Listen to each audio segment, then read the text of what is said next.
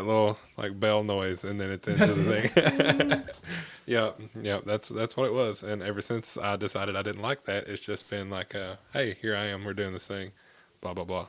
Cue in some obscure classical music. I mean, Give it that pinky out vibe. Why not?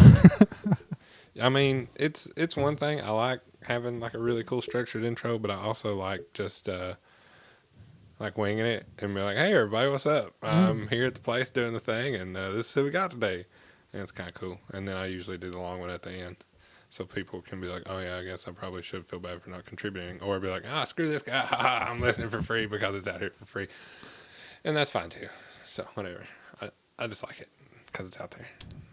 Understandable. Yeah. I feel like that's the more important part. You over your pressing buttons, Preston? I am, yeah. Okay. Well, fellas, last time we were in this place, it was December, and we recorded an episode, and I say we, it's Preston, Dan, myself, and this time we have Ruck here. I am so privileged and happy to have three of my great friends and brothers in art around this table to have this conversation. This is another installment of the KAAMP.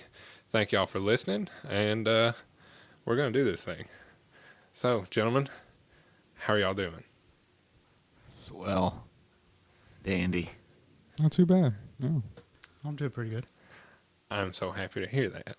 What has been up creatively since the last time we talked? It's been almost a year, and we've all been at least a little busy. So, what have y'all gotten yourselves into? First of all, how are you? Oh, don't talk to me like that. I'm doing all right, guys. I'm really doing. Today's a good day. I didn't have to work the day job, and this is what I was looking forward to. And this is a part of my day that I've been waiting all day for. So I'm doing all right right now. Yeah. Sounds great. I'm riding high right now, so thank you very much. I'll get off my high horse and join this conversation. So, creatively, where y'all been? Literally, metaphorically, where y'all been? Eyeballs. You have been doing a lot of eyeballs. A lot of eyeballs. Yeah, I've done an eyeball lately myself, too. Doing a few, yeah. Mm-hmm. I'm trying to finish that one with the oil painting, with all the eyes on it and stuff. You have way more patience than I'll ever have. That one it's been a long time. So, yeah, I could see it. It's definitely been one of those you put aside and then come back to months later, like, okay, I guess I can do something on it now. Like, Is it dry? Poke it. Yeah. Nope, there's my fingerprint. Ah, great. Let me cover that up real quick. Well, what's been up with you guys in the music scene? I do have to say that I think it's ironic that the first painting that was talked about was talking about eyeballs, and that's the visual, and the other one is auditory, hearing. Yeah. Yeah, we got the eyes and ears covered today, everybody. It's a very special show. We really need to start. Is it census themed? I didn't know that. Yeah, census. We asked people lots of questions. I don't know, Ruck's answer, that seemed like we had started. Yeah, that's true. But yeah, no, I think last time we had talked, everything was still kind of shut down. We were just doing whatever kind of outdoor gigs we could. Yeah. But now things have opened back up.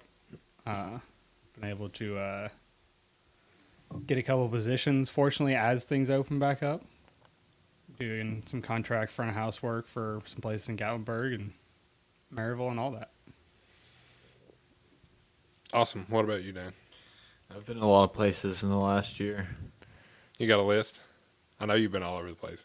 I got a list. I don't have a list. It'll be a while. Well, I'm pretty sure in Montana.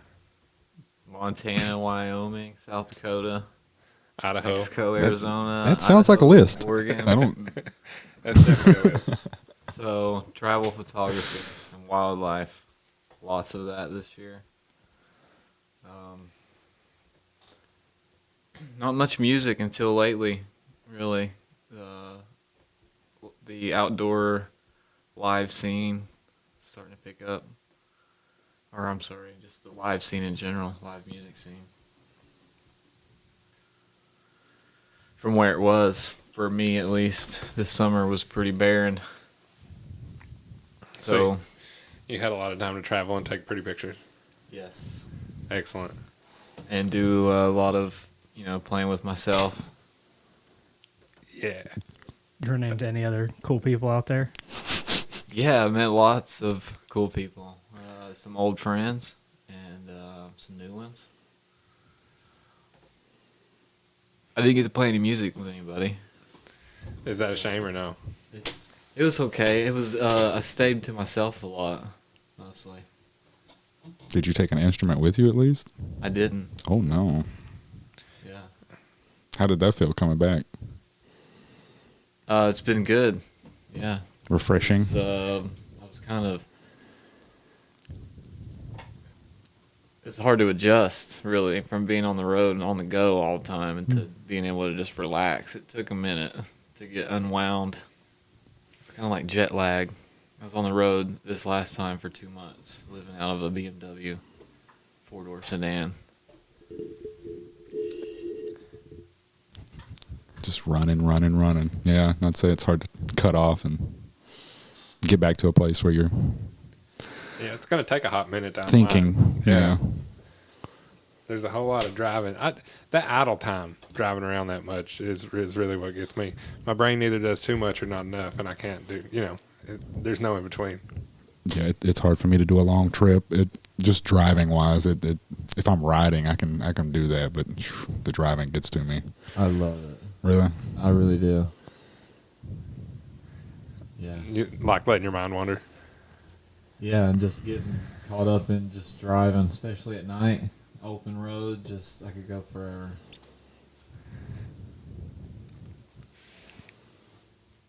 You like letting your mind wander. That's where you work some stuff out for your creative self. Oh yeah, it's like nonstop. Did you have As they call it ADHD. But it just never stops. It burns a lot of metabolism. did you come home with a lot of ideas or no? Ish. Oh, absolutely. Burning hot on some creative ideas right now. I've always got so many that I got a lot of finished and unfinished projects laying all over the place that I just haven't. I don't know. It's hard to not have a lot of open tabs these days. It really is, because society put a lot on a person. Mm-hmm. Yeah, you felt a lot of ways, a lot of times in one day. It's just like, oh, okay. And then usually at some point you feel them all at the same time, and it's just why? Mm-hmm. Mm-hmm. But right after those moments seem to be when, you feel a little clarity, and it makes it a little easier to move into projects you haven't done in a while, or maybe things you've wanted to do, but you've not. It's like, man, that seems like a big task. You're like, yeah. Might as well give it a try. Mm-hmm. Yeah. So, speaking of tasks, what are you working on right now? I am trying to get ready for hopefully a showing in December at a salon, but we're still in talks about that. So, So maybe so. maybe so. Allegedly. Yeah. Everything seemed okay, and then it seemed like I got a message where it was a higher up person who was like, "We need to see your art to make sure it's family friendly." Yeah. And I was like, "Oh, okay." Oh. So there's that process, and then we'll see. I'm not against that process. Okay, it's fine. They might not be happy with some of the demon faces I've been drawing here lately, but They're gonna see it. yeah, I mean it's. I say demons, but it's Egyptian primordials. So from people who don't know what that means, demons. Yeah, and that's what they look like. So if they don't like it, oh well. So it's one of those I still think that's side effects of art. You just got to do it, and if somebody doesn't like it, Are we back to demons already? Yeah, I mean, it started again. Toby. Yeah, we're back to demons, and you know what? That's fine, because art's a back to demon. demons. Art, like Bobby Boucher's mom, art is the devil. Yeah, kinda. So can we get off on that tangent? Yeah. We can. What are demons? What do you? Okay, so let's say in an art sense, what are your demons in an art sense? Oh. What? Ooh, as a creative person, my demons are I have a few, but they're really gnarly. I my creative routine is kind of selfish in the way that I just like to wake up and not interact with the world until I've like done something I feel reasonably okay with for myself. It's your cup of coffee, yeah. Well, I See mean, that. my cup of coffee, like I wake up at 8:30 or whatever in the morning, and then like this metaphorical cup of coffee, I go till 3 p.m. and I'm just like, oh shit, I'm hungry, I'm thirsty. What have I done with myself? It's 3 o'clock. Look at this thing I just made. You know, Your body is blaming your brain. Like, why did you do this to me? Why did you do this? Yep. yeah, it's like, oh man, I hate this. Why? But you're like, it's beautiful. Look at it. I just made this. You know. And then, you know, sometimes that makes me ignore like societally responsible things I need to get done with my day. Like, oh, the bank closes at 4:30. Oh, I just quit drawing. It's 3:45. Like, Yep. no. And I can spend 6-8 hours just before I even realize that I should go eat or shower or like, you know, whatever it is. And that one's the one that gets me the worst. But the other one is when I just have pictures in my brain that don't leave me alone until I actually like commit some time and energy into producing them. And then once they're on paper in some form or fashion, it's the release that they can like quit overriding all the thoughts in my brain about how I just need to conduct my day. And they're just like, no, but like, draw me. And I'm just like, fine, God, leave me alone. And then I draw them, and then they leave me alone. And then if I'm satisfied with the drawing, I won't have to draw it again. And then that's how that works. But if I've got a shape in my head and I just keep going at it because I haven't done the one that works for it yet, but I'm getting there, like 3, 4, 5 paintings in, I'm just like, dear God, Please, why? please come out. It's almost a form of ridicule. It feels like you can't do it. Come on, and you're like, I can. I'm doing it right now. It's Like, just circles. Yeah, I've definitely, those are, yeah. And then just the obsessing over the things and the technical aspects of how I do my shit. Like those are the ones that consume my most time and energy. Yeah. Damn. What about you, Preston? You got some creative demons? Well, from a live sound standpoint, probably feedback would be the number one demon. Try to make sure it never shows up, but if it is going to, I try to fight that demon before the crowd arrives. Get that handled, and then generally I can keep it from rearing its ugly head. feedback slayer. I got you. Yeah. Well, when we talked previous in this way, he told us he was an audio plumber, I think. Mm-hmm. I have a sticker now as well. Oh, he's certified audio plumber. Actually, there is a sticker that says certified audio plumber. See, told you. So what? Okay, so I have a genuine question. What is an audio septic tank then?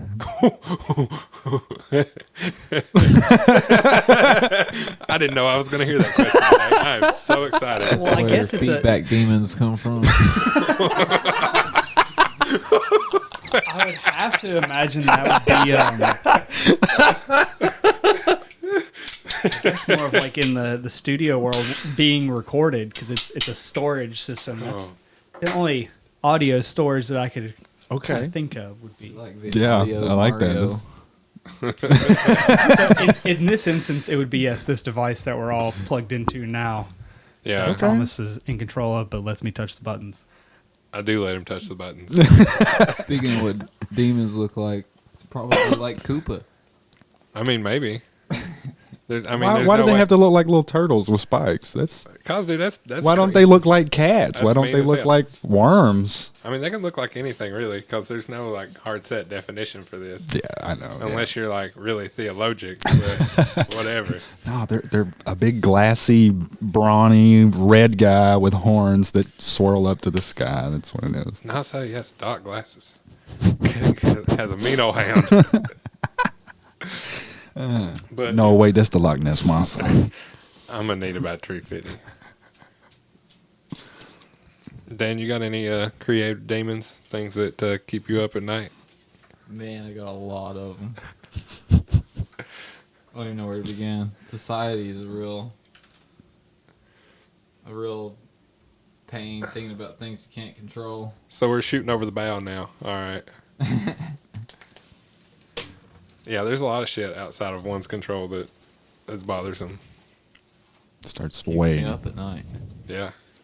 weighs on that motivation monster, keeps you from moving forward because you're just like, Well, and sometimes you just gotta come to terms with it and just let it be what it is. Because I'll run into that sometimes where either a player doesn't necessarily play as well, or maybe it's their instrument doesn't sound quite like it is, or sometimes it's even the space, and you just have to deal with that and do the best that you can and know that that is the best. That if there's something, maybe you have a room that when you go in there, you clap and you hear 3 claps come back at you. Might sound cool when you're sitting there by yourself. Now you put a full band in there. You're Sounds gonna like be fighting turds. that all Yeah. night, and yeah. Tell you what just have to keeps come to terms and say that's what I've got to deal with. This is the best I can do, and that's the best anybody could do. What's coming to my mind is the demon that keeps me from artistically acting, which is the my own perceived limitations of my artistic ability. Ooh, that's a right? good one. It keeps me Yeah. from doing like things that I wish I could do. The thing that tells the future. It's like, oh, it's gonna be like this. Oh yeah, it will be like that. Never mind. It psychs you out somehow. Mm-hmm. I've really been burning on this idea for a long time that I have tried to take steps towards, but I haven't yet got to the point where I can do what I'm wanting to create. But I'm getting closer by focusing on smaller goals that are similar, and something that I'm getting closer to being able to express is making landscape photos, but on my coffee table kind of thing.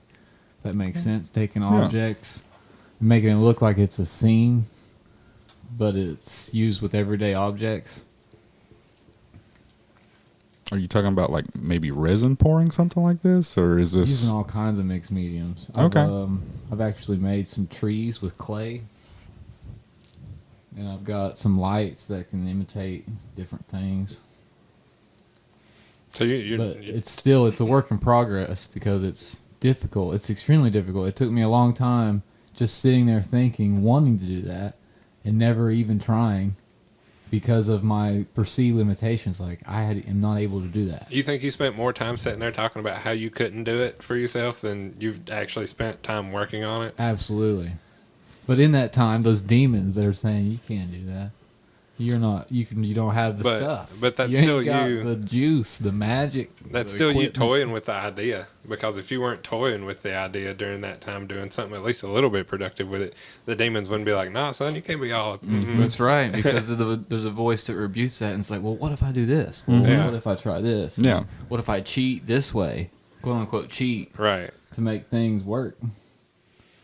That's all. There's you're right. It's a work in progress, man. Maybe if we do one in a year, podcast a year later. Yeah, we can talk about it being done, maybe. I mean, that's all. It seems like that's almost not as important. What am I trying to say? It's almost as beneficial sometimes to go through that process, other than destroying a bunch of materials trying to do what you're trying to do. Yeah, Because there are some times when you don't realize what parameters you're missing until you get knuckle deep, and you're like, oh, yeah, that. Let me just throw that away. Yeah. It's having money to burn on some stuff isn't always the best way to go about it. I feel like you get to refine your ideas a lot with that back and forth struggle, because you know, in your head you try it 1,000 different ways when your mind is idle, and it's just working itself away in the back of your brain, or at least in my experience, that's how it works most of the time. I'll just be sitting here and like, I got the idea. Oh, there it is. But it's when ideas just keep rumbling in the back of your head, and that it just keeps rolling, the gears turning. It's I've had pictures stay in my brain for months before it was just like, fine, okay, they either got too annoying or I had a good grasp on what I wanted to execute. Like one or the other. Yeah. That's the extremes at which pictures come out of my hands. Like I'm either like, yeah, that's it, or like, oh god, no.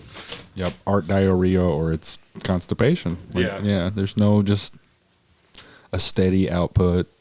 I see some people on YouTube, they just have this steady output of art, and it's just like, I don't know how you do that, man. Like, I don't.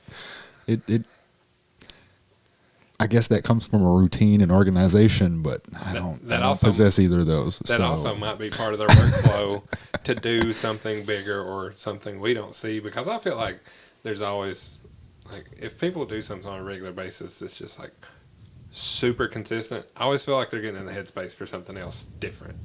Because what do you go do after that thing you do every day? No. You know, like, do you spend 2 hours doing this thing, and then you're like, oh, I'm gonna go do this for the next 4 or 6 hours, and that's the thing I'm really working on. That's the thing I do, like to warm up, or to do to support, or whatever it is, whatever other driving motivation factor there is there. Because I know if I sat down and did something, it was purely for distribution like that. Like, I would have to go like spend some time working on something for myself. The actual work. I get what you're saying now. Yeah, that makes total sense. Yeah, the actual work is the stuff I do on my own time for me to create and feel like happy in my head about it. The day job is one thing and I enjoy it, but like the work that's for me happens when I get home and I sit down in that chair. Yeah. I guess that could be a factor as to why I haven't, going back to the YouTube thing, or the content everyday thing. I've been thinking about trying to do a guitar lesson series or just music theory series, something along those realms. And I feel like that's kind of the thing that always turns me off, is knowing that there's that expectation of when's the next content? I can't, it shouldn't be something where if I'm doing this, I should feel obligated. Yeah. It should be something I want to do. So I don't know why I haven't gotten over that hump. Yeah, that's a weird tension to have. I like producing content for my Instagram and stuff and doing what I do, but I can't expect to put any sort of expectations of pace on it. I can't imagine just being like, yep, and this will be done on Saturday, and then that'll be done on Wednesday, and then this other thing will be done that following Tuesday, and then I'll put the video out on Thursday. That's so foreign to me. Yeah.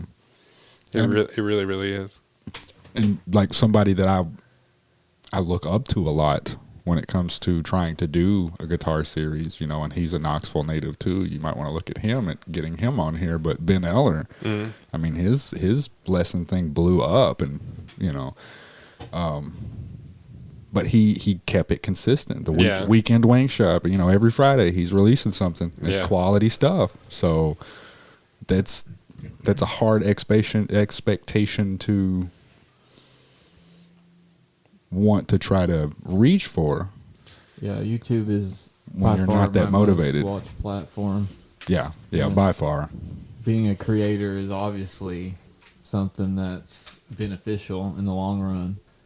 And you watch all the videos about creators that have done it in all different kinds of expertise and fields from anything you want to know about. And their videography skills is a whole thing on the side. Yeah, that separates the equipment to do that and the consistency. Well, I mean, I've got that expectation thrust upon my head as a newly minted audio engineer, blah blah blah. Because here I am recording people doing a thing, trying to put out a reasonable expectation of a quality product. So I dove in foot first into this, and some of it's been trash. I ain't gonna lie, and a lot of it sounds okay, and that's it is what it is. It's on Spotify, that's cool. I don't even know how to do that. Right? Yeah. Yeah, I wouldn't know how to go about doing that yet. I was spending a lot of time on my computer cussing at inanimate objects. I'll tell you right now. It's like yelling expletives. Why? This makes no sense. And, cussing. Just in general. Because it's frustrating. It's alleviating. Yeah, it feels good. And then I have to remember, I'm just going to shut this computer, set it over there, and forget about it for a few minutes. Act like it doesn't exist. Each curse takes off 1 hit point, I think. Yeah. So one damage. I need to recoup after some of my sessions with the computer, trying to figure out how to get this shit distributed. I will say it's pretty I mean, I'm on the Anchor network, and that's got me on Spotify and Anchor and Google Podcasts and all that stuff. I think there's a total of like 9 different platforms I'm on now because Anchor's got like a giant umbrella of them, and I'll get an email every now and again. You're now available on this, blah blah blah, and I'm just like, all right, cool, Well, yeah. appreciate it. Yeah. All right, yeah, whatever it is under the umbrella, and then I'm on, and then Spotify I was on first, and then signed up for Anchor and blah blah blah. They're intermingled in so many devilish ways, and yeah, it gets out there. I really. It's more streamlined than it looks, but it's still, mildly annoying. Yeah, it seems to come with technology, even though we've gotten some of the stuff pretty slick. Speaking of auditory plumbing and feedback demons, I got corn napped by Cornbread and Cornbread Blues Band. So that's kind of the new. So It's been almost primary focus. We've been staying pretty busy. yeah, I'm sad I missed some of your shows at the press pub. I was not happy about that. I wanted to go. Yeah, I'm not sure when we'll be back. Whenever the band cancels on them again. 5 shows in 2 weeks at the same venue. We wore it out. I mean, yeah, it sounds like it. They didn't tell us to leave though. Either night, so. Is that a measure of success when you play a room? I think if any band plays the same venue 5 times in 2 weeks and the people aren't like annoyed, Go you're home. doing something. You're doing something right. Stop playing Freebird. Gross. Yeah, I mean, Yeah, Cornbread, that's good, he's an interesting character, and he can play the blues. Indeed, you can. He is he's a master at what he does. He hasn't always been that way since I've played with him, but he's really hit a new level here recently. And, I remember seeing a Cornbread show way back when. Way back. I'm pretty sure. I think it was at, oh man. I can't remember the name of her tattoo studio. Amanda in Morristown? Amanda Styles. Yeah. I think that's when she first opened that one across from the BP, and I think he played a little show there. She's an incredible artist. Mm-hmm. Yeah. Next level stuff. Yeah. So he played the Cornbread Blues Band played a tattoo parlor. Oh yeah, I feel like I was 19 or 20. Cornbread will play just about He's been anywhere. playing for a while, yeah, I know, but yeah. And he is a one-man band when he has to be. But I think he was for this one. He really blew my mind one of the times we played P-Pub. We got the phone call to play 3 hours before the show. So 2 of the members couldn't make it, one of them being the drummer. So a drummer sat in with us, and we had never played with him before. And he was a really, really good drummer. Oh, there you go. You lucked out. But Cornbread has a different groove. You know what I mean? And if you hang out with Cornbread and you hear the music that he puts on throughout his day, it would make sense. It makes sense because he listens to not only the old school blues guys that was playing with only the bare essentials, but newer bands that are what's the word when you Innovating? Oh, they're rising it from the dead. This sound, this Oh, okay, I old got you. blues sound. Back to the They're basics. resurrecting this sound. Resurrecting. That's the word. Okay, I got you. Necromancy. Sound necromancy. Oh boy. Feedback demons. Spooky time's over, man. It's turkey time. But he really. Yeah. We can't skip turkey time. If anybody's talking about Christmas right now, Boo. y'all better watch Boo. I just played a lot of shows. I've played probably over 100 shows with Cornbread. Maybe more. I don't even know. But when I watched him that night, because it was me, the drummer was kind of clashing with us for a minute, and Cornbread was able to just totally switch up his sound and evolve to the drummer and play all his music in a completely different style, and just for most people there, they had no idea what was going on, but I had a unique perspective. I was just like, wow. I mean, this guy really just pulled that out. And for a couple songs, I just wanted to pack up and go home. But that would have been even more embarrassing. So I'm glad I stuck it out because he really played a good show. I'm gonna have to get in on that, man. I haven't played in a while. Out places. I have like only been to a handful of practices with Cornbread because the first time I ever tried out for his band was at a live show. Luckily, it went pretty good. And I was like nervous talking to the drummer because I thought maybe he'd probably play with him a lot, but nope, the drummer's first show too. And he's still the drummer today. And that's the thing about the Cornbread band is like they're all like one of the members, Jed Eaton, is he's an engineer, he's an electrical engineer, and he's a genius. I mean, I'm sure his IQ is probably like 155. Because I mean, he plays any instrument, he can fill in anywhere. And Clutch player. Mm-hmm. No. What do you play? What do you need? yeah, That is definitely Cornbread's little knack or special talent of just pulling people together and making something cool happen. The first time I saw Cornbread was at that winery over next to North Carolina, like the Little Pigeon Winery or whatever it was.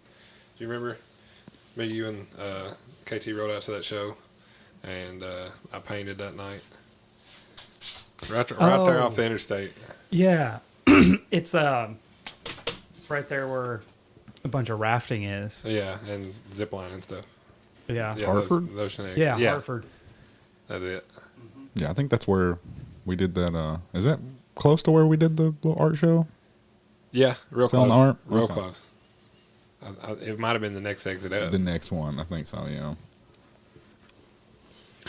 That show was cool. I wish there'd been That more was of those. really- I enjoyed that. Yeah, that. I feel like if we were able to set that up a couple of months in advance and be able to, like, able to advertise or something for it here and get people to come do whitewater rafting and everything, and then have art. I think. Plus, it rained. Yeah, that was another thing that was kind of a damper. We had, a damper. Yeah. A damper. We were in a covered scenario though, so it wasn't all bad. No, it wasn't bad at all.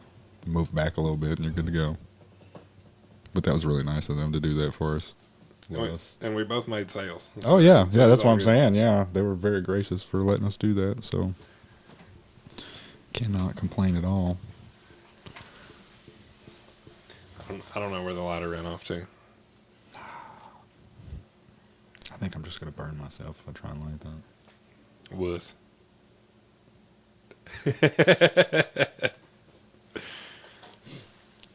That's all right. There's plenty of other stuff. Goodness, fellas. What do you got in the works right now? What are you working on with Cornbread, Dan? there's talk of studio time coming up soon with Cornbread, and booking shows. We're hoping to be. We did a little mini tour through North Carolina a couple weeks ago, and we're hoping to set up a few mini tours until spring. Took it all the way from January, February into spring. What? How many dates is a mini tour? Well, using a website called Indie on the Move, as well as cold calling different places. We're hoping we haven't started like updating the calendar. Really, I don't know. You have to talk to him about most of this, but Allegedly. he's got a show tomorrow night in Damascus that I may or may not be making it to. That's a flight, man. It's in Virginia. It's like an hour and a half away. I was making a dumb joke. Just nods yes. Just dumb. Preston, what's been in the works? Well, things are kind of coming to a close as far as the normal audio season goes. had our last show at the shed last weekend. Hopefully talking to some more audio warehouses around here. Help clean some gear, go through it, help them out. Hopefully they'll let me play around on it too so I can learn some things. And There you go. then when they send it out, they've got somebody who knows how to work the thing. One-stop shop. Yeah. Look at him. He's one-stop shop. The plumber. Yeah, you get all these speakers and an audio plumber for free. Just a separate. You got to keep the shit moving. Well, you get a No separate. pressure. What is it? A separate charge for shipping and handling. Yeah. Yeah, that's what it is. Well, I mean, you got to pay for wastewater too, so. Yeah. I've also I try to post stuff on my Instagram every day. Keep it going for the photos. I have no desire to post every day. Yeah, I'm already out of the algorithm, so I don't even try. Yeah, that's Like part 4 of it. people I mean, see my it's- stuff, and I'm like, all right, whatever. You have to the whole content creator thing is there's a whole algorithm to it. There's YouTube shows about it. It's ridiculous. I don't particularly try to participate. I just post stuff when I have it. Yep. That's good as it's gonna get everybody. Yeah, I think I'm one of the few people that doesn't get a high from likes. I'm just like, oh, okay, well, cool. It just doesn't.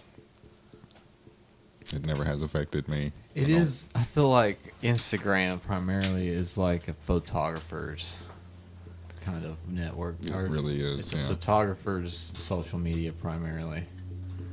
There's Or a kinda big just a community picture for this, person. Where photographers go to have a community basically at this point because it doesn't do anything for content creators that make Instagram what it is. All those people don't make a dime really. Instagram makes all that.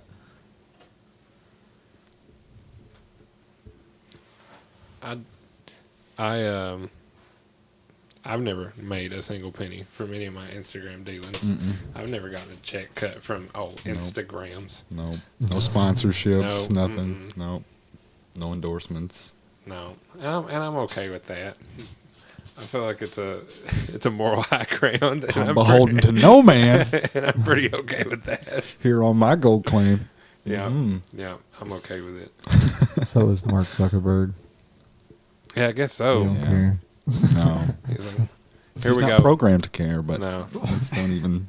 you know he stays strapped with that Speaking sweet of baby freaky rays. Oh, demons. hey, he keep that thing on him. Sweet baby rays in every frame. We're back to demons now. Yeah. Yeah. Full circle. Somebody keeping count. How many times we come right back around? I don't know, but I'm here for it. I mean, I'm just going to go ahead and say it. Every piece of advertising material I've seen for the metaverse so far has been absolute balls. Oh yeah, it's screamed dystopia. Just like if that's what the future everything looks is like, fine. If that's what the future looks like, I have no desire for that. You want to see a demo? Nah, what? Ooh. Water magnets. Oh, how do they work? I see. How do they work? Bill O'Reilly couldn't tell us anybody. He really couldn't. Can we ask him? Somebody tweet his ass right now. What has he told us though? I don't. He's spoken a lot, but I don't think he's ever told us anything. Nothing we didn't already know. No. Or nothing we didn't want to know. True. He just says, "Fuck it, I'll do it live." Yeah. Poor Bill.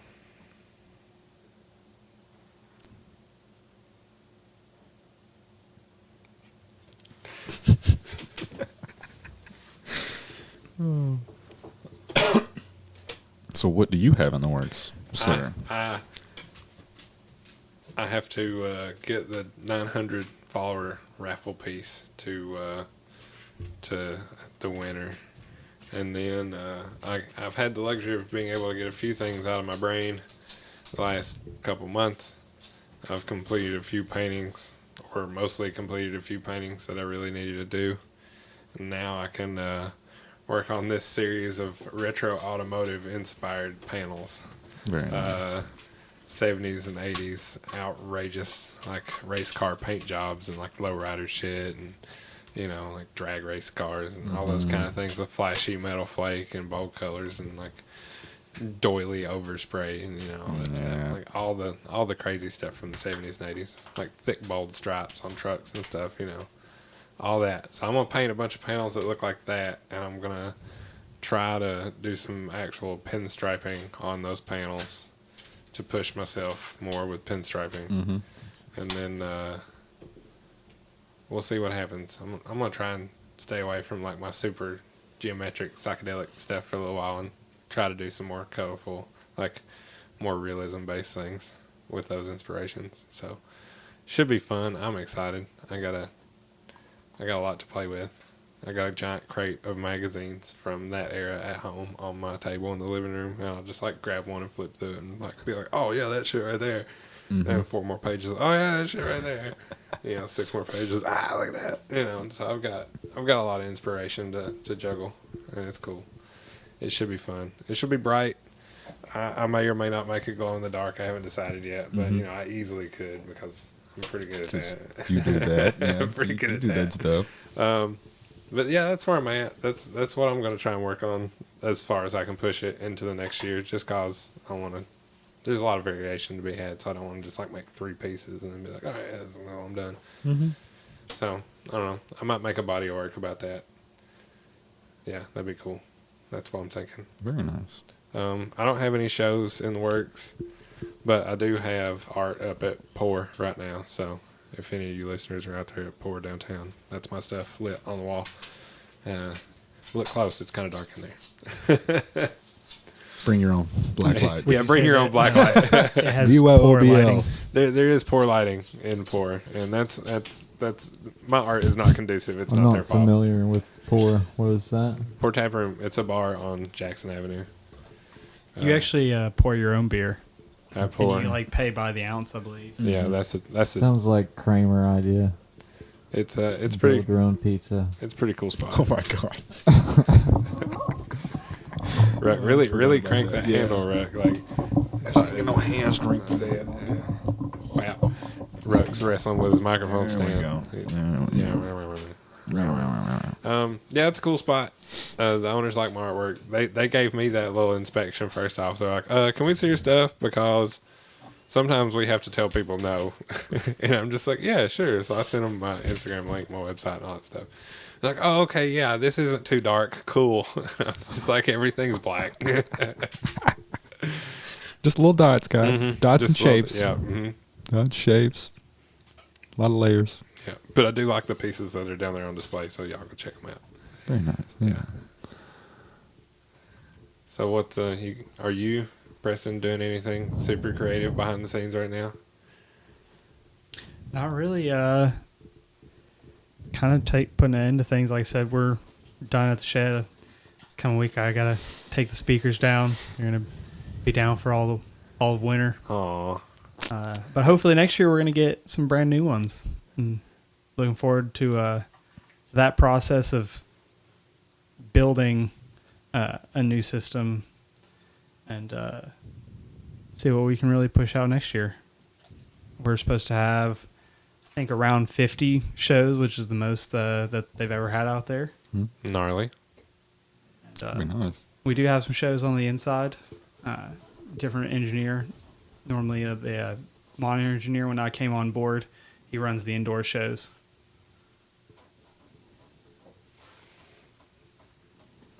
So 50 dates, 50 concert dates at the shed next year? Yeah, hopefully we're going Allegedly. to have about 50 dates. 50 first dates. Yeah, it's a lot. Yeah, Adam Sandler's going to be there every other day. He's just singing the Hanukkah song over and over Yeah, again. yeah. It's the soundtrack from 8 Crazy Nights. That sounds like job security. Yeah, for sure. Most certainly. We need to go out and do some just renegade cornbread shows. Yeah, I want to paint another Cornbread Blues Band show. That was fun. I'm sure he'll corn nap you sometime. I mean, he Ask almost him did last time. First couple times, actually, like kind of before we were talking last time around, I had been corn napped. Dan came over here actually to help me build the fences in the front yard. And we didn't end up building any of the fence that day. Instead, we ended up loading all my sound equipment and we went and played a show. Well, I ran sound and they played the show. Right. And but that ended up leading into like a whole 3-month ordeal of doing outdoor shows at the time. A couple different venues, little bars and stuff that didn't have any PA or anything. Just go set up on their patio.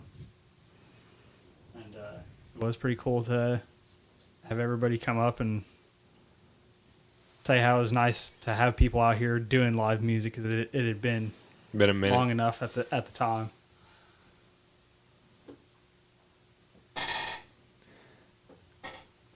Now KT's here. Yeah.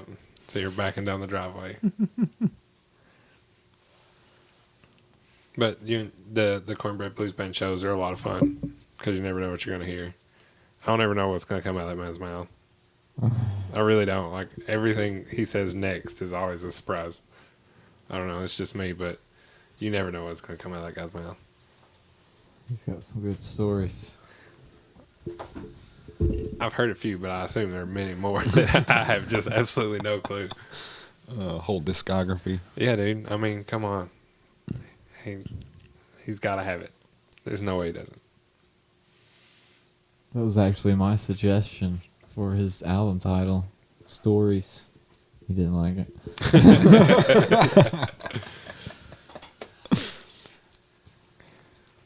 Did you give reason right, or just was it a hard no? He was busy. I think they call that mania. I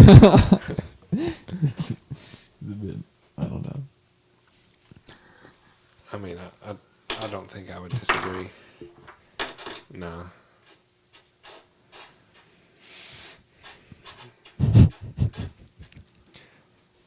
So what's this big stuff you were trying to display? What?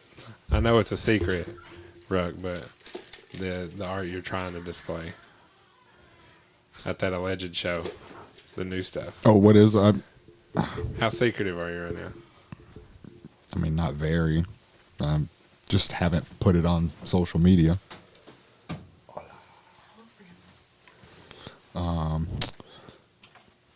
Yeah. What do you want to know? Yeah, what themes are you working with? Like, what Are there any inspirations you demons? got about it? So Yeah, what demons are in this project? Oh boy! So since getting the Black 3.0 and the Black Mirror, I've been doing a lot of stuff with that, and glow and oil paints and masks. Weird, like I said, the primordial Egyptian masks, but however I wanted them to look, because who knows how they actually looked. Right. And I didn't want to do the side profile thing that the Egyptians would do, so you get full frontal blocky masks. Hello.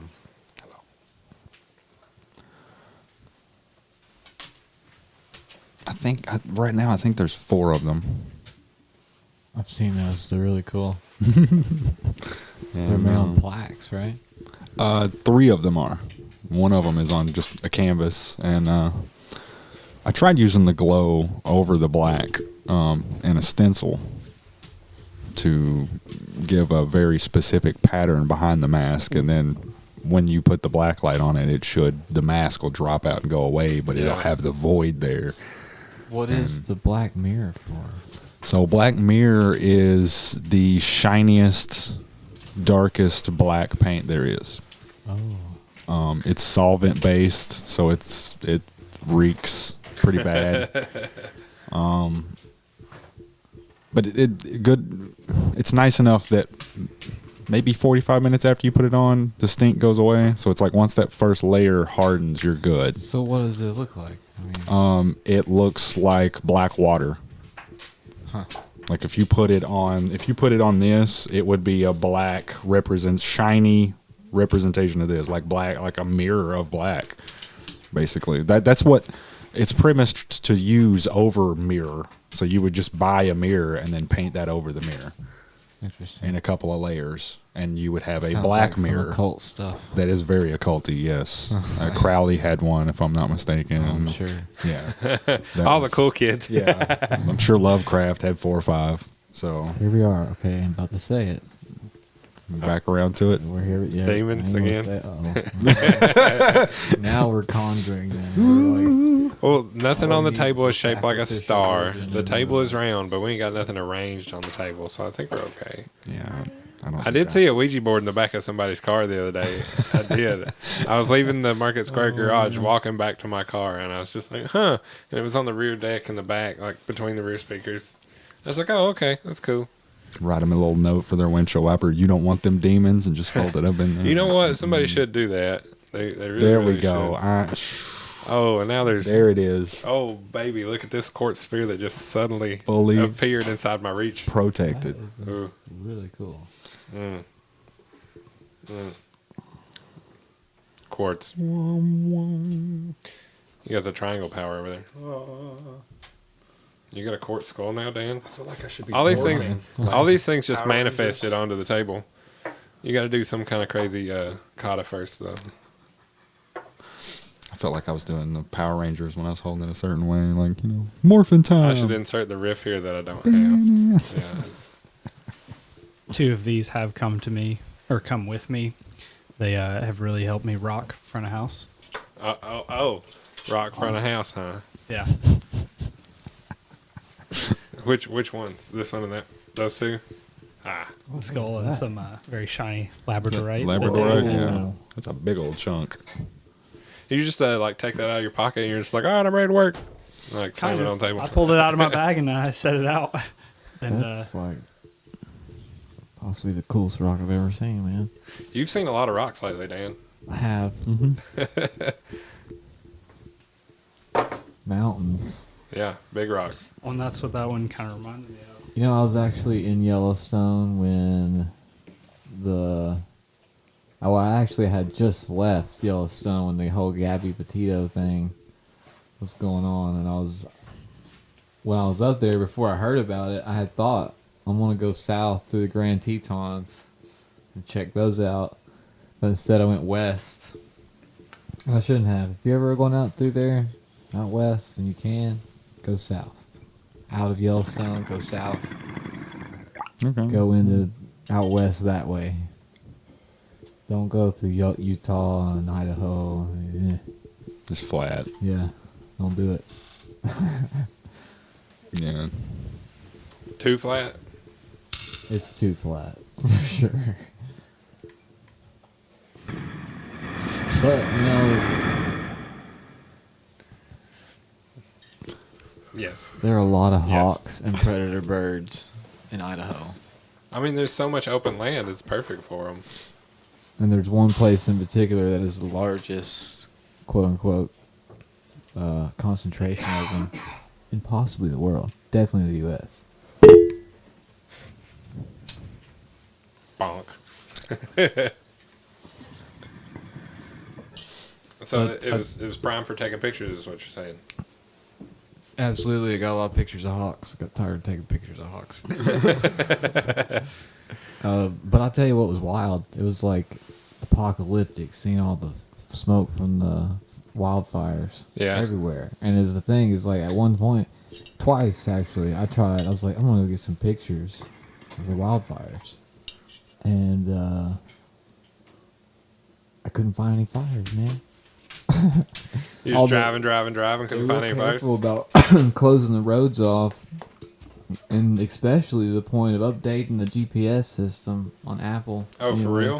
Where it wouldn't even it would tell me to turn around when I tried to go to Yosemite from southeast California. So I'm on the other side of the desert there in California. I'm close to the border, trying to go north into Kings Canyon. Those system of highways right there is totally blocked off all the way north into Yosemite National Forest because it's all on fire, allegedly. I mean, I'm sure it is. But you didn't see it with your But own eyes. I was not able to see it with my own eyes. Who told you it was it's on fire? obvious that it is because the smoke east of there, all over the entire country. Yeah, for sure. Like all the way up, and I mean, the entire thing that I drove through was just haze and smoke. When I left Tennessee, you could see it. Just haze over and smoke here. Yeah, I mean, it really was. Yeah. It was so bad in Colorado you couldn't see the mountains. That's crazy. When the sun dropped low enough in the horizon, like you could look at it, it was orange. It looked apocalyptic. Yeah. It was wild. And it was also kind of interesting to see how it could be like that one day and the next day could be almost clear in comparison. Yeah, the wind. It's just crazy how much particulate events like that put into the air that it could be, seen and felt and measured, hundreds of miles away. That's crazy. But then I'm just like, how crazy is a volcanic eruption in that same manner? Like millions of cubic feet of just rock and ash and shit just into the atmosphere. It's so ridiculous. Like it's such a hard scale to like wrap your head around. Covering thousands of square miles of land with just like one source of smoke and a forest fire. Yeah. It's weird. I think everybody's kind of a little on edge with everything going on. They don't want to talk about it. I don't see much people talking about how incredibly devastating fires of that magnitude are. Yeah.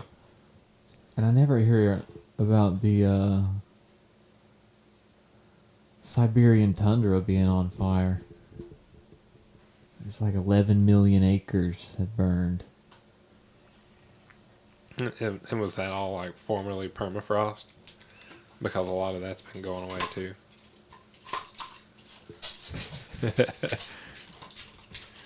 them's funny noises. Oh, hey,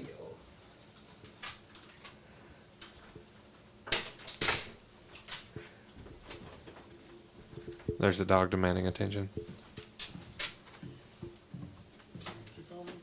Yeah, dude. There's a dog demanding attention. His name's Magnus. And to be fair, he's actually been demanding attention this entire time. Yeah, pretty much. Full disclosure, everybody.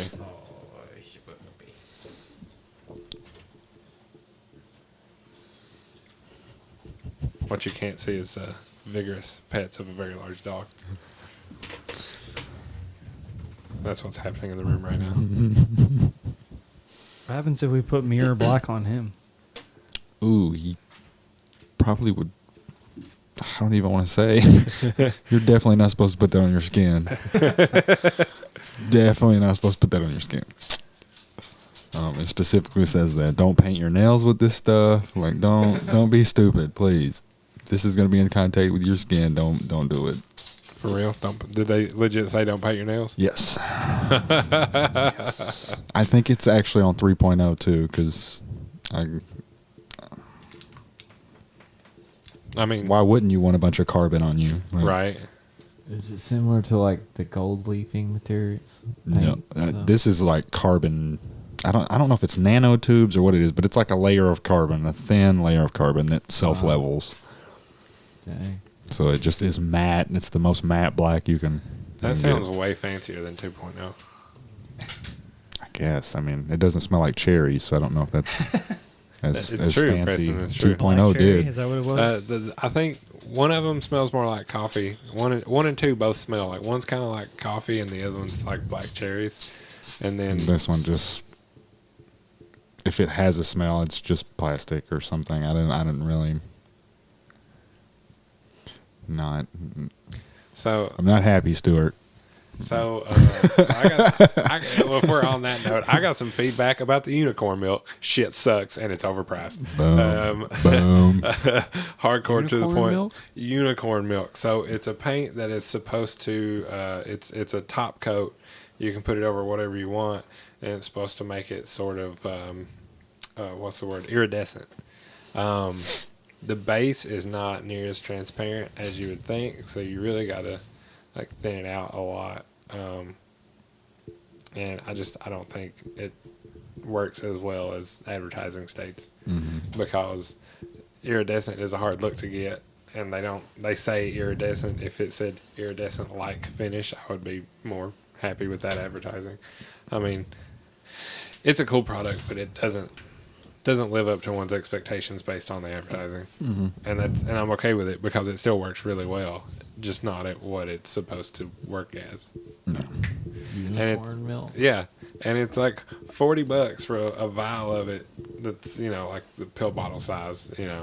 And I don't know. Yeah, it's called unicorn milk because Stuart Simple always has ridiculous names for their stuff other than like the Black 3.0. Black 3.0. Whoa. And white and pink and orange. But yeah, they kind of get a little ridiculous with their advertising materials. It can be entertaining. How much would you charge for unicorn milk, though? Is it not $40 for a little vial like that? I mean, I would have gladly given like $28.50, $30. how much was it, like, in the bottle? 8 ounces? I think it was 4. Okay. Wow. Okay. For $40. Good grief. And it was a glass bottle, pressed tin lid. Like, it was a nice bottle. Like, Did you keep the bottle? I still have it. Yeah. Okay.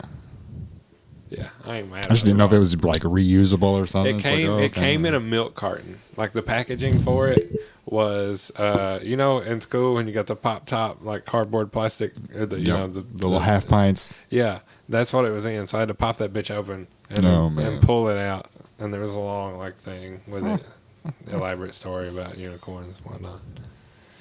So I understand a few of those dollars for the packaging, if that's how that went. Sure.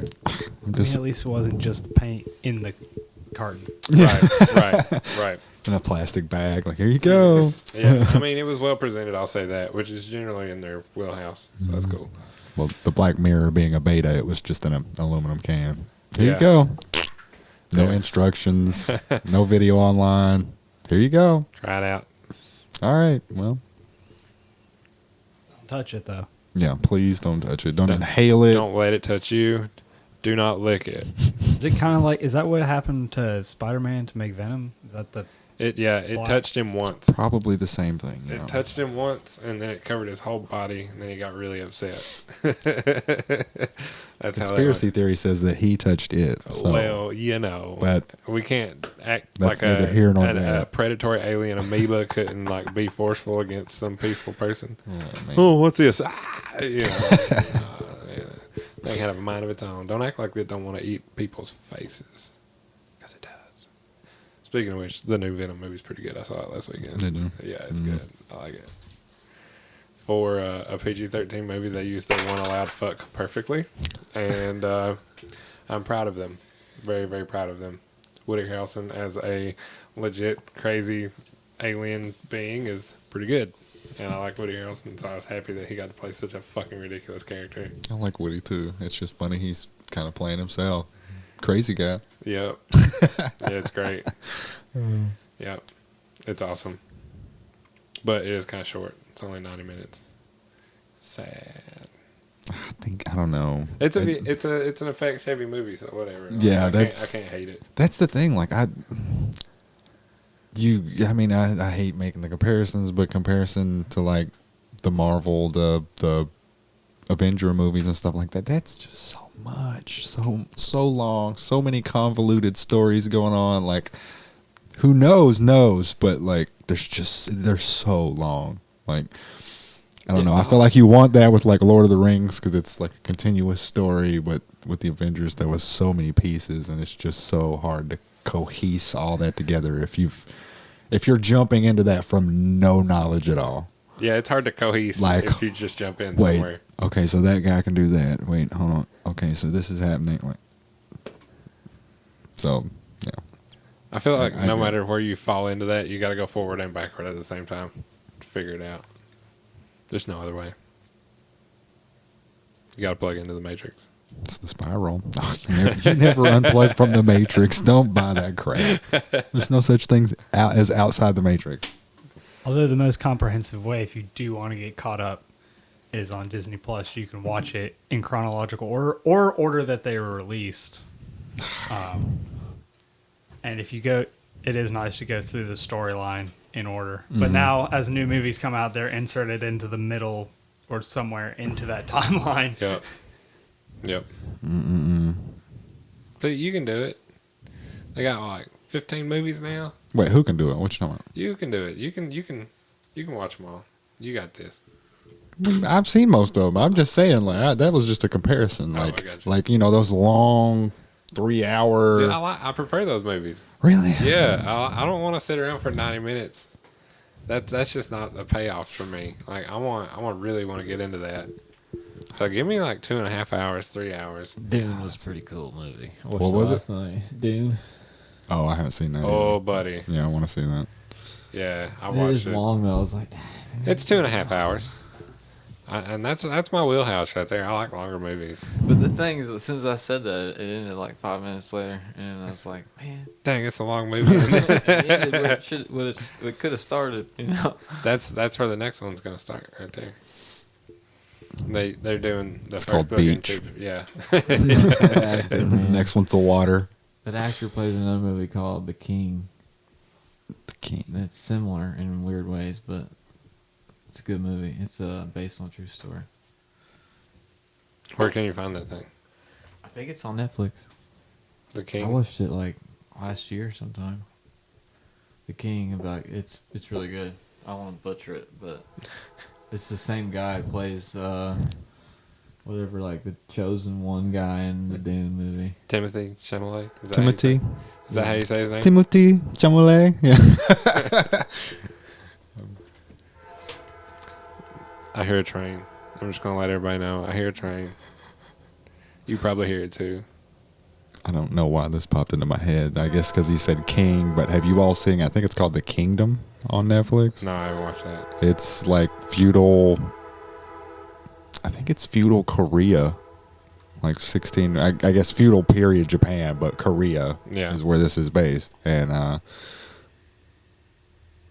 samurais or whatever their equivalent are there. And whatever their shogunate, all that stuff, But then zombies start happening. Oh, hey. Crazy running hordes of zombies, and it's pretty wild seeing how they approach, not having modern weaponry and stuff to handle that. And it seems a little more, I don't want to say realistic, but feasible than the shoot 'em up we do these Yeah. days. It's like, where did you get all that ammo, man? Like, were you really sitting on all that? Yeah. You really had 35,000 rounds to keep going for 4 years? Okay. Yeah. You just had them. There they Yeah. were. Yeah. Carried them around with you all the time. Yeah, Never knew so- when you were gonna need it all. But I don't think they're finishing that series. So, like, if you get Oh, into wah, it, wah, no, you're wah. getting into it for no reason but aesthetics, because it's pretty beautiful. Okay. Fair enough. What are you doing, Preston? We got off on a tangent there.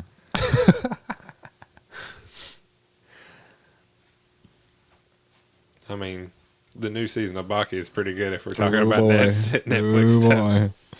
Yeah. Wait, is there a brand new one? 'Cause I didn't. Yeah, it's called Baki Hanma instead of just Baki this time. Okay, I haven't seen that yet then. Yeah, it's pretty ridiculous. In one of the Nice. first episodes, he fights a giant 200-pound praying mantis.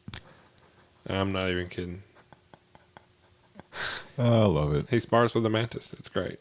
I love it. I mean, this man basically came back from the dead. So, like, He can do whatever he he can do wants. whatever he wants. At this point, he is a deity. So, Dan, you ever seen this? You like martial arts cartoons? extremely over the top martial arts. Yep. I love it. It's ridiculous. Sounds In the like be- it might be a little much. in the best ways. Yes. It is, In but fact, it's a lot. you just want more of it when it's over. Like, it's too much. But And it's always too soon. did you ever watch Shiguri? No.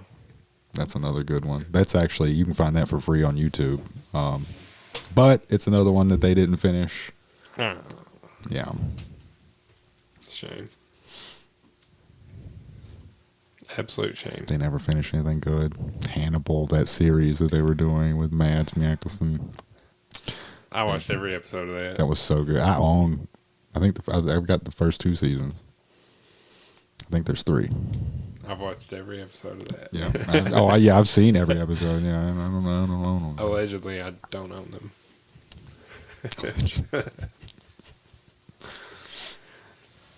Yeah, that shit's good. The cooking scenes were amazing. The writing was really good. That show's great. You don't want it to end. It's so pretty.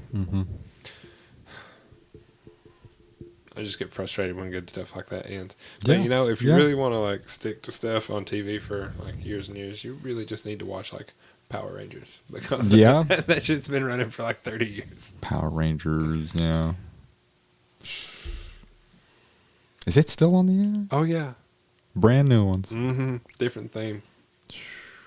What could they do? They've done dinosaurs like 9 times at least. Yeah, they have. But you know what? They're cool every time. I mean, who? Nobody's complaining. I know my little brother loved that SPD one. It was like Space Patrol Delta or something. It was like a dog as their captain. I thought that was funny. I think they're doing Dino Force Supercharged or something like that. It's great. I'll turn it on Netflix like once a week and just be like, what's happening this week in Power Rangers? I'll do it. I've done it. I've seen me do it. I mean, there's also somebody else that you have attached to you that likes watching that too. So yeah, I mean, that's understandable. Like, yeah, Dad, let's watch Power Rangers. I'm like, all right, cool, let's do it. Actually, you watch Power Rangers. I'm gonna do some moves while Power Rangers is on. Right. You do that, so I can do this. All right, cool, teamwork. Got it. I've seen him do it. He's done it. Another tangent. My little brother took him to Universal Studios, and he got to meet some of them. Yeah. Oh man, that's all he wanted to do was pose in front of them. He'd be doing like they do like one of their crazy poses, and he'd be like, and he'd want a picture. It was so good. I mean, if you don't do that, are you doing it right? No, yeah. You're not. You're really not doing it right. You're not. Totally cried when they left, though. I mean, he was bawling. Just like, man, they gotta go. Didn't understand it all. That's a shame. Well, I mean, I guess he understood real quick after they left. Like, yeah. that they was gone. Meet and greets. Sort of roll back into art with that. Like, it's crazy that they keep coming up with different designs of those same costumes over and over again. Like, I'm happy that they still have man in a suit like scale battles in these shows, like Ultraman battles. Yes. Yeah. Yes. Yeah. That's the good stuff, because that's why I watch it. How are they going to put this together on a dude? Like him going to run and like go into suspension and then kick this thing in the chest. Sparks come out of as it. An explosion happens under his foot. I want to see this. Like, I'm much more engaged in the technical aspects of making a show like Power Rangers than I am actually enjoying a show like Power Rangers. Yep. There's so much costumery and special effects shenanigans happening in such a condensed 22.5-minute episode. And I would love when they'd use camera angles to make something look giant on the street or something. They're like, they're not like the Zord size, but they're like, they'll shoot it from its feet looking straight up. Yep. Like, and you're just like, man, okay, I believe it. I got you. This thing went from being 6 feet tall, it's now 20 feet tall. And now, like, you're looking at it from 6 feet in front of its toes, and it looks like it's blocking the sun. It's now topping 400 feet. No. It's not building size yet. They got to get their ass whipped, and then a laser beam shot down from the mothership to just back, bam, now you're giant. Yep. And then you got to call the Zords, because what can you do? You done did it. That's all you can do. You just, that's what happens. You got to call the Zords now. You won the battle, but you didn't win the war yet. What you really got to do is like take out your flaming dragon sword and like slice it across this guy's chest, and yell something obscenely grotesque as you do it. Yeah, once you defeat the Zord, you got to pull them out and do that. Yeah, I forgot about that. It's a whole mess. It's ritual. It's a whole mess. It shouldn't be like that. Left for the taxpayers to clean up. Look, if the monster never would have resisted, it wouldn't happen like that. Okay? They would have left him alone. But I don't look, man. You go smashing buildings in Angel Grove. You're just like taxpayers gonna be mad. They'd be out there like shooting you in the ankles. It's terrible. Crime would be terrible in that area. It would just be. Sir, I know, and there was a monster, but you can't just keep firing rounds into the sky. You've killed 3 people this past week. They shouldn't have been standing there. It's not my fault. I said 4. Can you imagine getting your house like you go to the grocery store and a monster goes through your neighborhood and it steps on your house twice in a year? Like, what do you do? Like, who do you call? Is it your insurance company? Is it the IRS? Congressman? Like, they're on the take. What are y'all doing about this? Call a lawyer. Yeah, for sure. OEB law. Turn your record to a check. You could take your pick. There'll be all kinds of lawyers wanting to represent you. Yeah, at that point there would be, because that's just Sounds some like ridiculous shit. All I heard was money signs. Monster destroyed your house. What? See, but then you'd have the Well, I commercials. won't get you your house back, but I'll get us both some money. It won't be enough to buy a house. No, mostly because we got to split it. By the way, I rent properties. If you're looking. Right. Lawyer's like, hey, I got a few, A couple of rental properties. I got an efficiency. It's about 750 square feet. You know.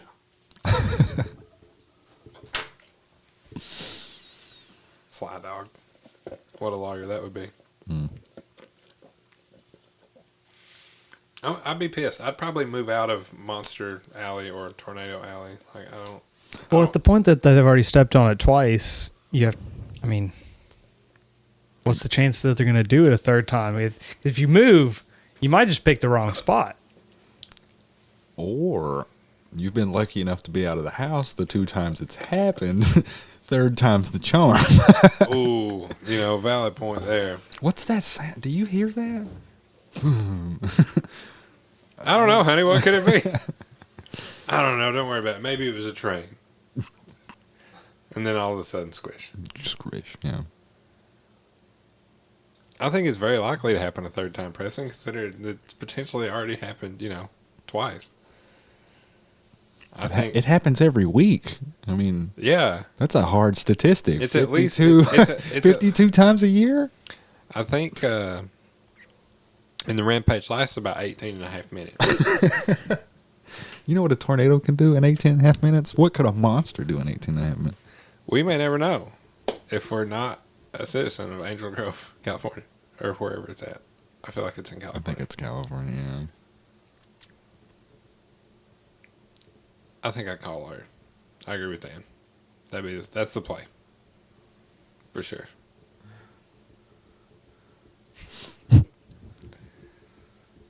You got a good one in mind, Dan? Daniel Lancaster.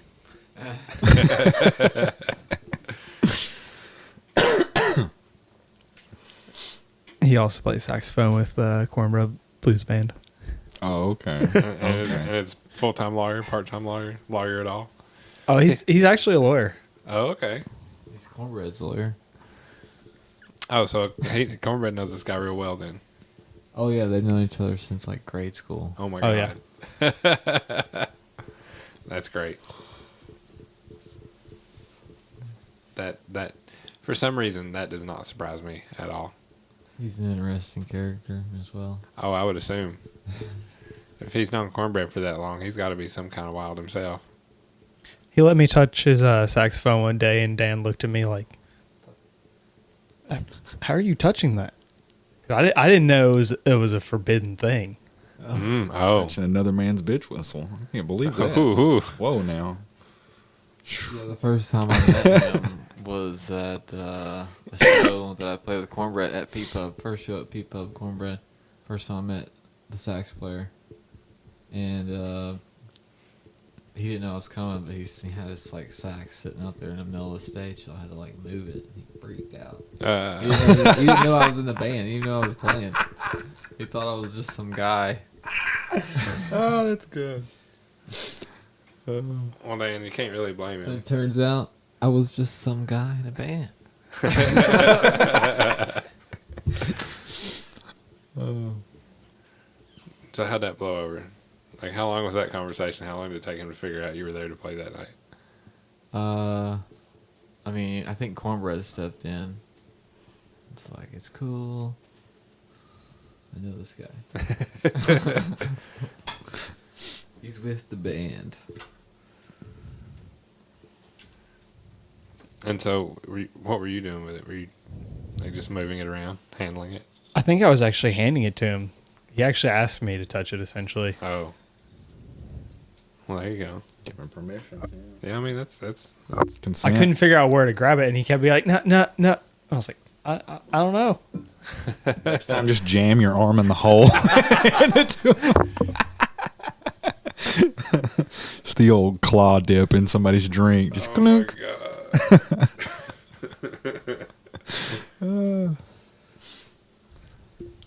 That would be the most ridiculous thing anybody would have seen that day. I guarantee it. Being on a random side tangent, that does remind me that somebody's telling me if you really want to mic a tuba, you just take a microphone and throw it in a towel and just drop it right on in there. Mm-hmm. I saw what's his name? Shabaka Hutchings. Yeah. From. Oh man. For real though? Just Here. wad it Yeah. up in a towel? Sorry. Yeah, just like a SM58, like I'm talking into right now. Just put it in a towel and just chuck it in there. That's great. But yeah, I was just gonna say at Big Ears I saw Shabaka Hutchings from I can't remember what that is. Here Come the Comets, I think, or yeah, I think that's what the band is named. But yeah, that's what he did. He just had a little small mic and he just dropped it into his I think he had a baritone sax and he was just playing through that. I also saw a guy with a trumpet player who had like a kind of like a mute, but it had a microphone in it. So when we put it in, pretty much acoustically, it was silent, which is pretty cool as far as front of house. Now he wasn't making a bunch of noise for me. But then Yeah. he was actually running through an effects board. Yeah. So now all of a That's sudden pretty he cool. had a trumpet that he could do like a lead guitar solo in a song. Yeah. And I thought that was pretty cool. Here for it. Yep. In fact, I need that in my life. I need it now that I've heard Electric that it- trumpet. Yeah, man, need it in my life. It's like, the first time you hear like an electric violin or an electric cello, you're just like, oh my God. Lancaster actually runs through a little effects pedal board too, just like a 1 or 2 pedals. Mm-hmm. But Awesome.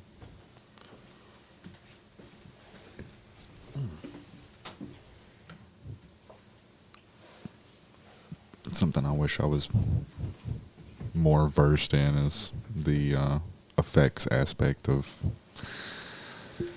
the audio side of what I do, because it's so expensive to get into those, to multiple pedals and stuff, which I've got a bunch of pedals and stuff, but what I got doesn't meld well together, it seems like. So your toys don't play nice? Yeah, no. Oh. Mm-mm. The looper doesn't like things in front of it nor behind it. The pitch shifter only likes things behind it, because if you put anything before it, it messes up the pitch going into the pitch shifter for it to trying to read, and it screws it all up. So, yeah, I'm sure for somebody that's probably rudimentary, like, yeah, of course you know that, but I don't delve around in them enough to know. I'll put on maybe one effect every now and then. That's it. But going back to like, Cornbread playing, just all kinds of stuff, or being, well versed in the blues, but being able to, listening to all kinds of stuff, playing those ciphers and stuff. That's pretty much what we would do too. It's just, we'd never have any practices. It would just be like, here we go, let's play. So, Yeah, that was a little. Cornbread, we play the same songs every show, basically. There's a set, but somehow it turns out different every time. the ciphers would end different. up it'd be drastically different throughout the every single night, time. Yeah. Yep. Yeah, especially since That's a variety was- show. yeah, Yeah. because you had the actual cipher itself, which was already different than a traditional cipher, and it even started off more traditional, just with the DJ, and kind of morphed into just having a live band instead, Mm-hmm. and then having couple acts in between it, the kind of open mic night kind of Yeah. style. Bunch of interesting, couple regulars, and then a couple people who would come through just one. Mm-hmm. One and done. Yeah. Yeah, I always enjoy the Cypher shows. Mhm. Still enjoy them. They're great. Mm-hmm. Shout out Mr. Eel. Yeah. But that's also a thing. You've done creativity, run sound for Jason and the Cyphers before, too. So that's like you're a little partial to that event. Yeah, and I like events like that because they keep you on your toes. Because, like I was saying, you never know who's gonna show up, what they're gonna show up with. Yeah. Yeah, as a spectator, it's great, too, for that exact reason. Mm-hmm.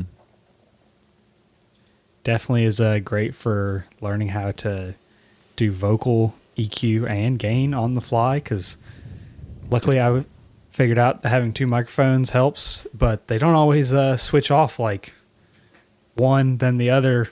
They just start getting handed off. Mm-hmm. And so you're making changes, and the last for that was one frustration. People would ask, like, I can't hear myself in the monitor. I was like, well, give me 5 seconds to adjust it. You just started singing. And you're a lot softer than the previous person. They were yelling in comparison to you. Yeah. Yeah, that can keep a person on their toes, I can imagine. And I mean, I guess from their their perspective, it's a chance for them to learn too. Like, oh, okay, yeah, I didn't know you had to do all that. So, But I tried to stay on top of it so nobody would have to ask, so they could just perform. mm-hmm. Had a lot of people thank me on the monitors. I was like, to me, they're super important, because if the musicians can't hear what they're doing, how are they supposed to perform well? And then kind of going along with the audio plumber saying that I heard somebody say that I really meant a lot now of shit in, shit out. Yeah. Mm-hmm. No. A lot of times can't necessarily fix things with EQ or other tools like that. If a speaker's in the wrong spot or if a microphone's in the wrong spot, the real solution is always just get over there and move it. Yeah. Yeah. We've at one of the venues I work at, sometimes we have to go up and tell certain artists, be like, hey, you should take a 5-minute break, tune your guitar. Yeah, that's a symptom of being a guitarist, is not noticing your guitar is out of tune. Is that Everybody a normal else thing? knows it. I notice it right away, but it just seems to be a plague of a lot of us. We just, and I mean, You just hear the same thing. I tune every time, but it's just when it starts to slide out of tune, sometimes you just don't notice it until it's like, oh yeah, sorry guys. Yeah. And most Oops. most people are pretty good about it, and even just checking in between songs, just checking it. But then I think it's even harder sometimes, because sometimes they're playing solo, so there's not another guitar on stage to compare it to. Yeah. And so if the whole guitar, as long as every string is going out of tune the same amount, you're fine. Yeah. But rare that'll actually happen.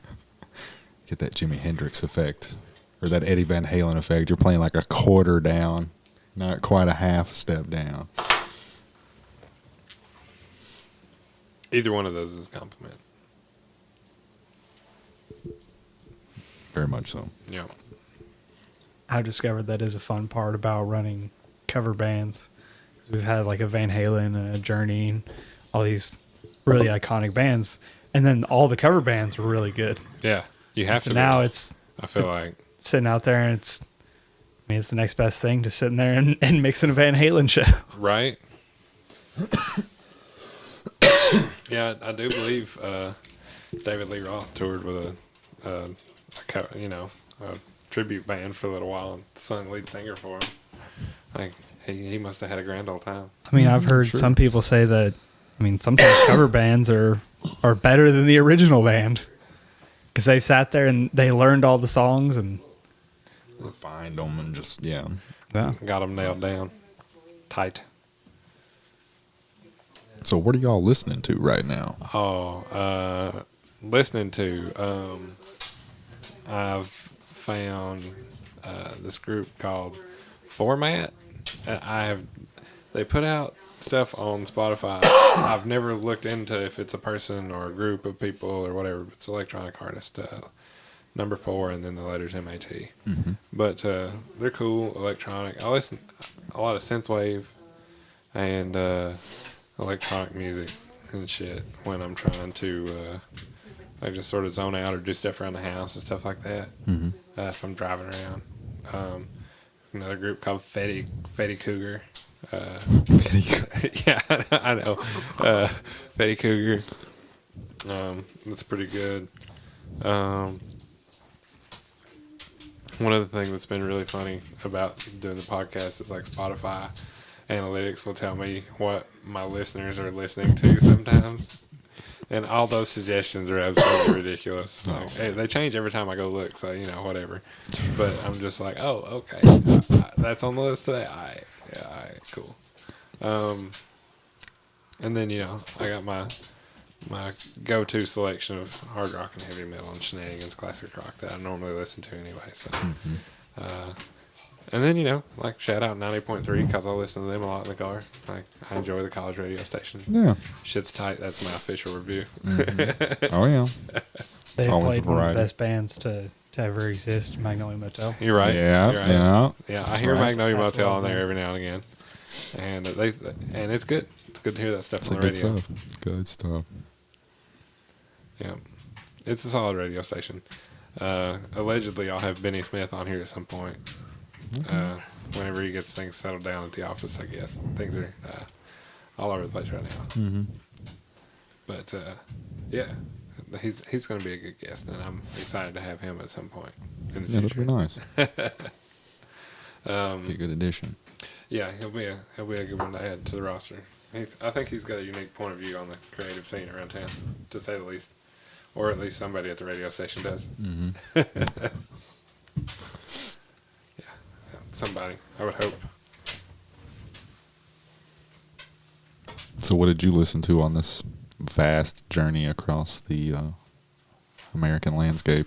What music they listen to? Yeah, what were you jamming while you was driving across Yeah. the Just what endless did you miles of listen to? flatland? Not even necessarily music. A lot of YouTube, really. Yeah. Lots of YouTube. Anybody in particular?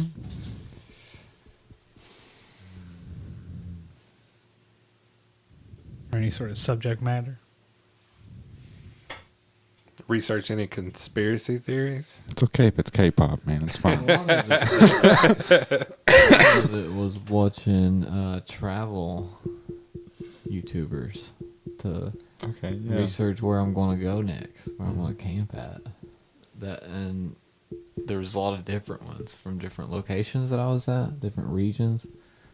Because there's a couple people that make a living that way. That's what they do. Is they just You just run do around and travel review guides places? on YouTube. Wow. They're filming themselves, and it's like it right now. If you were to Google on YouTube and put in the search things to do in Knoxville, Yeah. there's somebody around here that made a video, Yeah, that's true. and one of them that comes to mind is the Wonder Hussy. I don't really know her backstory, but I've seen it. What a name. That's good. She dresses up in like Las Vegas, like showgirl. She might have done that as a career. I don't know. I think she just said she was a stripper at one point. But she does all the things to do in like Nevada and Utah, and there's like abandoned places that she explores. Abandoned places. Yeah, and it's just funny. She's got a funny show. Dresses And up in it's- drag. she does it all or herself. not drag, but show Oh girl no, stuff. it's not drag. no. Showgirl stuff, and then does. She doesn't even there's pictures of her that she shows. Oh, okay. Where it's like I think she might have done that as a career. I thought you were saying she Yeah, dressed up like that and no. then gave people tours of abandoned places. No, no. Show concept. There is a couple where she's like Sharks? wearing a bikini, like hiking in the desert. Well, see, there you go. It's one way to do it. Yeah, it's definitely one way to do it. Get a good tan. Sunscreen. Get a good But tan. she's- Lenny. I don't know. It's just like I think she's probably like retiring. I mean, I don't know. So did her? It's just she does a really good job with just I don't know what she uses, but it must be just a cell phone camera. And her show looks really nice, really high quality. Decent enough quality. So did her content like help you make good decisions about your travels? Absolutely. 100%. Because I Alright. hung out in that region for a while. It's like a big bowl once you get west of the Rockies, and then before you get over in the California coast, and then north into Idaho and everything's like a big bowl. Everything's like there in Nevada. You're like at the bottom of a lake almost. You got the Sierras pushing back from California, right? Like the Sierra Yeah. Nevada. I don't Yeah. know if that's actually true. I don't know if that's geologically what's going on there. I haven't really looked it up, but it wouldn't surprise me because that's what it feels like. But yeah, I guess that's one person that stuck out, and I'll jump all kinds of things like looking up carpentry concepts, how to do certain different things. I sometimes find that interesting, weird cuts and joints and stuff. Mm-hmm. Joinery is a crazy topic all by itself. Yeah. The term 1,000 ways to skin a cat really goes a long way in that one. Good God. Somebody should have 1,000 reasons why they're skinning this cat. Ooh, Matt. Mm-hmm. That's also a good question. I have zero answers. Yeah, what did this cat do? Like, It's like the backwards 1,000 Good Deeds for Eddie McDowd. if anybody remembers that show. This is something that happened to me. I thought this was weird. It's art related. I don't want to change the subject abruptly, but Left turn, let's go. someone put in a photo of mine to a competition to this company for a calendar, right? Yeah. To be featured on a calendar, and then they got the message, "Oh, you've been selected. We're going to use your photo," right? So and then they told me about it, and I was like, "Yeah, I mean that's cool. Thanks for doing that." But then I look up the company. I can't remember what it's called. I could find out, but I don't think it's legit. I think they're scamming. They want you to buy the calendar pre-order, obviously. And, yep. There's a lot of those out there, man. what was the other thing? It was weird. Yeah, I can't remember. Have you ever seen the residency ones on Instagram? It's an artist residency out of Italy. We'll fly you to Italy, and you can stay in this place for like 10 days, and you win $200, and we'll feature your art on our online art gallery. I haven't, no. And it's like, wait, what? I haven't gotten that ad yet. Yeah, and then they want to. At some point, they start asking you for like credit card information because you have to. They'll pay to fly you back, but you have to pay to fly to them, and they want you to pay through a specific. It's just a scam. Very convoluted. Yeah. Once you once you click that one button, it's like, oh yeah, no, thank you, bye. Yeah. No, that's a very unique ad. I've not gotten that one. They must be targeting you something fierce. I guess because there's one guy that keeps sending me. He was sending me Instagram messages, and then I guess he got my email through there, and he started sending me emails and was like, "Hey, you should join our artist residency or try for our artist residency. It's only $50." And it's like, yeah, Oh, yeah? $50. Yeah, okay. What's this NFT craze? Is that over? I have no. You got to talk to this man. He I knows don't- about that. You look at me like I know.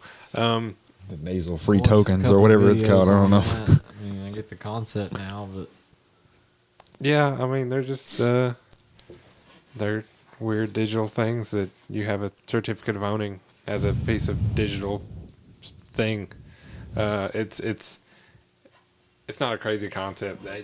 The execution of it is more complicated than explaining the idea of it. I feel like cryptocurrencies as art essentially is kind of strange to me. But whatever. I'm trying to make some. I'll get in on that game. If people are out there making millions of dollars, surely I can make a couple $100. whatever. I'll play those odds. Fuck it. I mean, if you're making non-fungible tokens, will you also make fungible tokens? Well, see, that'll be the physical part. Okay. Like the thing I've thought about doing is like making an edited short piece of film or a GIF or something, with my piece of art to make it interactive in some way as a piece of digital property. Mm-hmm. So it's not just a static image of a painting that you can't really enjoy in such a manner that I would like for you to if you were actually looking at the thing. So just totally fuck it up and switch it around and play. Yeah. But yeah, I don't see why not. I've thought about doing it. Just whenever I figure out how exactly I want to do it, I'll give it a try. Like I have an OpenSea account. I'm ready to just put something on there. Like I'm ready to go just whenever I feel like creating and posting it. We're back to motivation. Yeah, one of them demons. One of them demons about doing the thing is I don't know when I'm going to have the balls to pull the trigger. Like what do I want to do, and then figure out exactly what it is. Like I want to take the piece I just did, the 11 by 14, and like edit it in a way where it inverts colors back and forth, kind of stroby, and then sell that as an NFT. But, whatever. Like I said, if there's people out there selling things for millions of dollars on the internet, I can get a slice of that pie. It ain't going to hurt me to try, so I might as well put my foot in the door, Mm-hmm. I already tell people they can pay me with crypto, so I might as well make something you buy with crypto on the internet too, so screw it. And, like, if you buy that, you can also have the physical painting too, because I had to create that to create the image anyway, so, Mhm. like, it's really like a 2-for-1 sort of deal the way I see it. And if that thing glows in the dark, then it's like a 4-for-1 kind of deal. So, I'm doing okay. My shit's wild. It's all good. But in all seriousness, I think this shit's so crazy new. It's hard to tell anything about it. The craze's not over. I think it's gonna stick around for a long time until like maybe the government shuts it down. Mm. Until they crack down on Bitcoin and NFTs as a whole. Like I feel they'll get caught in the same net of regulation, and that kind of sucks. But whatever. Like I feel like that's a realistic point of view about it. And if everything crashes and government regulation screws up the quote unquote free market, oh no, everybody's wrong and everybody's right. And only some people can bitch about losing money. Just like any other scenario where people lose money, so whatever. And people like me and you ain't gonna lose that much money anyway. I don't have that much to lose. Yeah, exactly. I sure as hell don't have it invested in these things.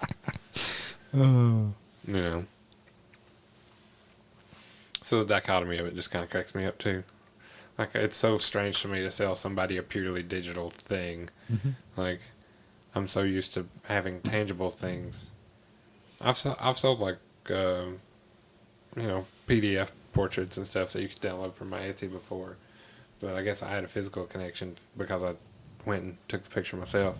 Mm-hmm. The person's just buying something they can print out at home, and I'm just like, all right. Yeah, that's why I feel like I'm from the old brood of people, because I never bought into digital music. Like, oh, you don't need the CD, just download it to your phone. You've got it. And it's like, It's always there. No, I want because when this thing forgets and I need to go and I need the copy and I gotta put it on my phone and put it back. Yeah, no.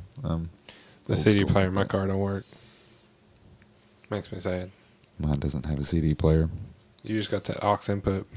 Yeah. I'm Bluetooth. I mean, soon I enough, ain't the got cars that. won't even have aux inputs because they'll just expect you to use your phone. And the phones don't have them anymore, so. Yeah. Good thing they got Apple CarPlay and Android Auto, blah, blah, blah. You got to plug a cable in to use. Yeah. Yeah. But I got to plug a cable into my car as it is anyway, so no better, no worse. Same physical actions. No energy gained or lost. Net zero. I ain't mad about that at all.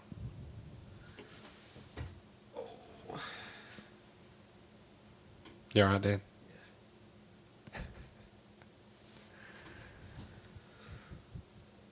Well, gentlemen, I think we can cap it here. It's been a good chat, Mhm. and I really appreciate your time and energy and willingness to do this thing with me. This has been an installment of the KAAMP. Thank y'all very much for listening. Mariska Hard, Dave. Yeah, just like that.